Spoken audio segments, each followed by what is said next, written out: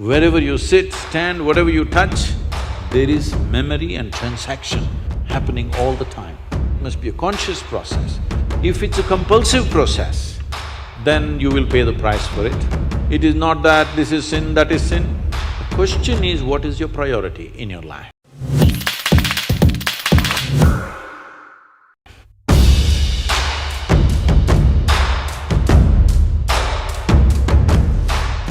Sadhguru, how can a person stay committed to someone in a relationship?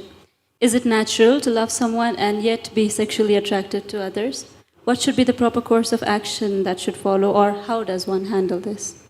See, there is a psychological integrity, there is emotional integrity, but there is a biological integrity also. Integrity does not mean morality. Integrity means you create a situation where it works best for you.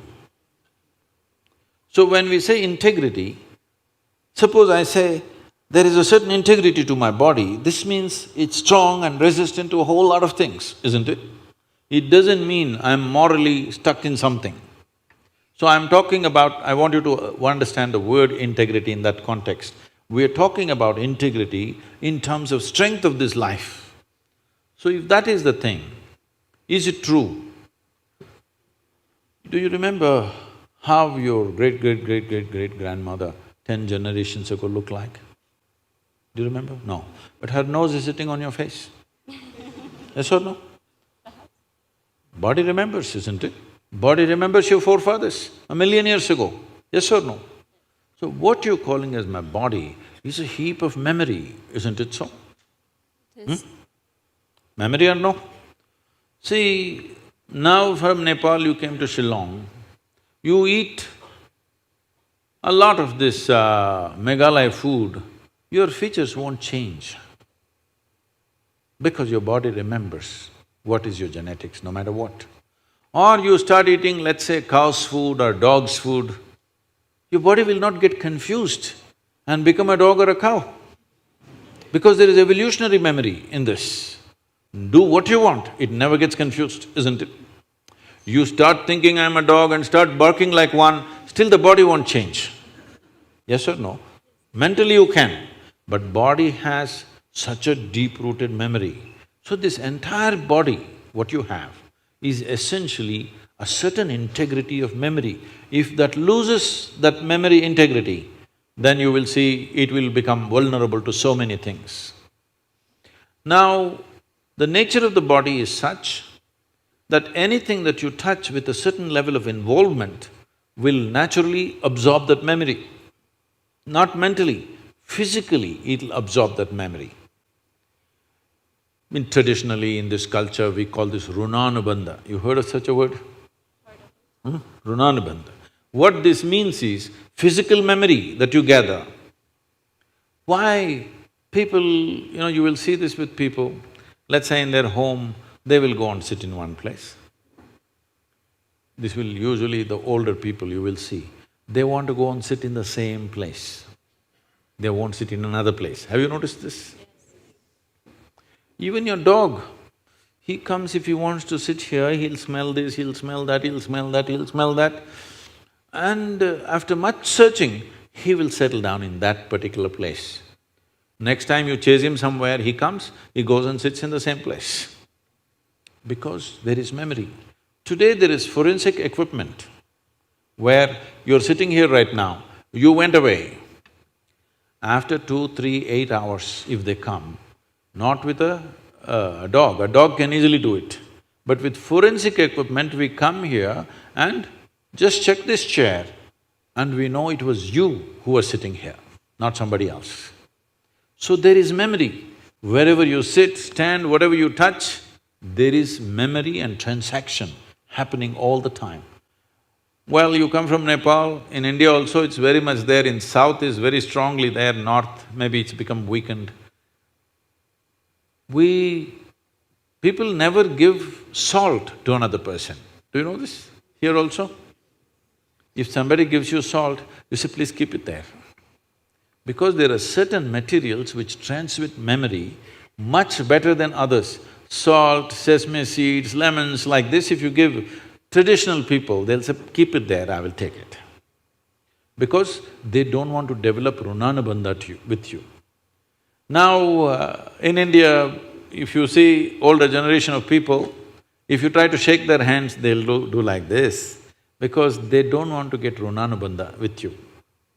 Because the idea is to keep the integrity of your body's memory in such a way that it doesn't become vulnerable to other things, that you become a very integrated life. If you want to nurture yourself to be a certain possibility, then you have to maintain the memory integrity. This is what runanabandha means. You keep your physical memory to the minimal.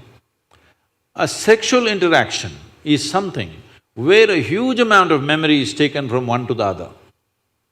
So, always, not in this society, everywhere else, forever people saw the advantage of keeping that memory to the minimal. If you make that memory very complex, you will see to be at ease will become very difficult after some time. There will be pleasure, but there will be no joy in your life. You can observe people, don't go by what I'm saying. You can observe people, they will have pleasure, they will giggle all the time, but you look at them, there is no joy in them, there's no ease. Because the ease will go away with excessive memory. This is not only with sexuality, there are many other things that you do like this. Right now you see this very much in the Western societies. Wherever I go, especially in America, people will come, Sadhguru, where is my hug? I say, it must be with you. Why is it with me? It is not like at a certain moment when you feel close to somebody, you hug them. It's like all the time you have to touch people.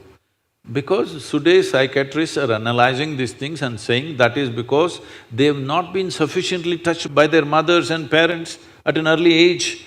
When they grow up, they're desperately longing to touch somebody all the time. All these things have a serious impact on one's life. How much physical contact when the child is born, this will determine how much physical contact they will long for later on.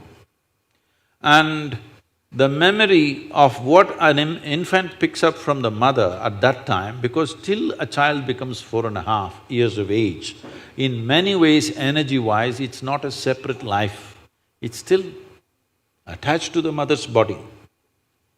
Actually, if by nature if people go till then, they must be drinking the mother's milk and connected up to 4.5 years, that's how naturally it was.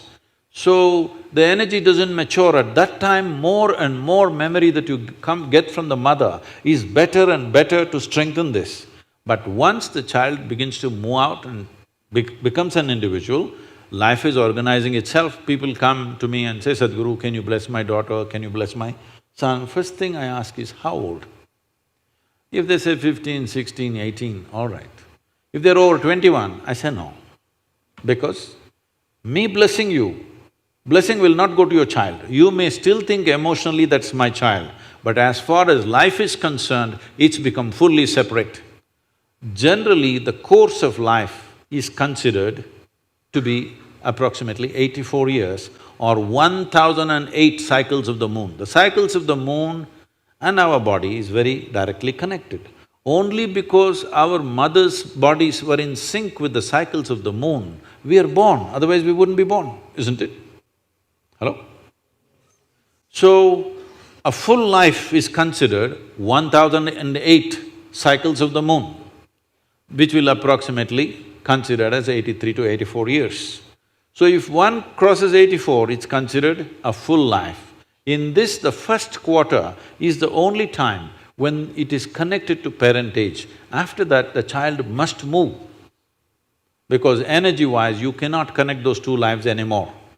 So that is when the longing, if you have not created enough integrity within yourself, the longing for another body multiplies. Even though the hormonal phase may be higher between 15 to 20, the longing to bind and bond with somebody increases after 21 years of age, because unknowingly you're like a satellite who fell off the main mother. You come off the motherboard. Now you want to attach to something unless you find some integrity. This is why between 12 and 18, one must do lot of sadhana to strengthen the body so that you don't desperately bind yourself to something or somebody.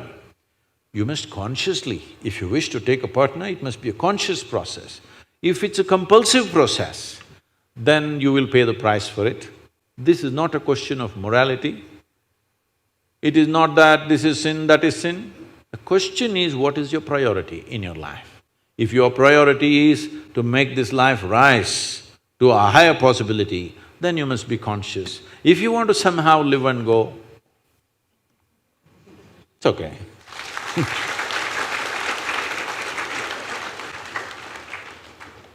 Thank you, Sadhguru. I'm sorry if I discouraged You just answered my question, Sadhguru. Thank you so much for that.